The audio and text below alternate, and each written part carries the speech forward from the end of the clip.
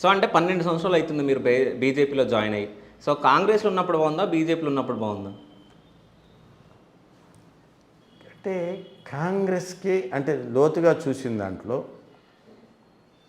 కాంగ్రెస్కి బీజేపీకి అసలు పోలికలు లేవండి. ఓకే. అస్సలు కాంగ్రెస్ పార్టీ భారతీయ జనతా పార్టీ అనే పార్టీ దేశం కోసం ధర్మం కోసం పుట్టినటువంటి పార్టీ. ఓకే. ఆ పార్టీ ఎట్లా పుట్టిందనే దానికి స్వార్థం కోసం పుట్టిన పార్టీ, అది ఒక కుటుంబం కోసం పుట్టిన పార్టీ.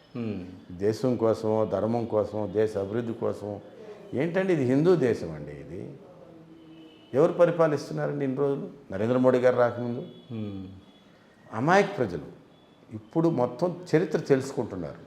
ఎందుకు భారతీయ జనతా పార్టీ ఏ రాష్ట్రంలో ఎన్నికలు వచ్చినా కూడా ఇంత విజయంతో ఘన విజయంతో ముందుకు దూసుకొని పోతూ ఉంది? చరిత్ర తెలుసుకుంటున్నారు. మాలాంటి వాళ్ళు కూడా చరిత్ర తెలవదు.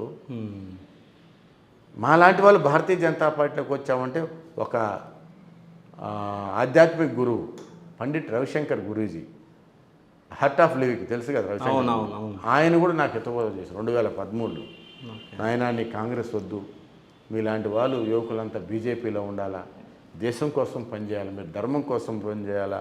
కాంగ్రెస్ పార్టీ 10 ఏళ్ళు ఈ దేశాన్ని లూటీ చేసేసింది. మా లాంటి సాధు సన్యాసులు మఠాధిపతులు పీఠాధిపతులు మేమందరం కూడా నరేంద్ర మోడీ గారిని దేశానికి ప్రధానమంత్రి చేస్తున్నాం అని 2013లో కాళహస్తి టెంపుల్కి వస్తే మమ్మల్ని కూర్చొని పెట్టి చెప్పాడు. అదే మెయిన్ మేము మారడానికి కారణం కూడా.